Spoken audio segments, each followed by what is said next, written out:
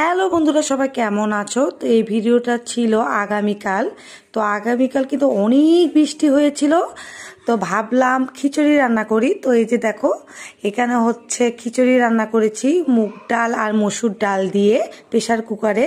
আর সাথে ছিল মুরগির মাংস, একদম বেশি বেশি ঝাল ঝাল করে শুকনো শুকনো করে রান্না করেছি, যেহেতু খিচুড়ির সাথে মাংসটা খাওয়া হবে। আর এখানে ছিল পুঁই শাক দিয়ে খেসারির ডালের বড়া, খুবই মুচমুচে, আর ছিল শশা।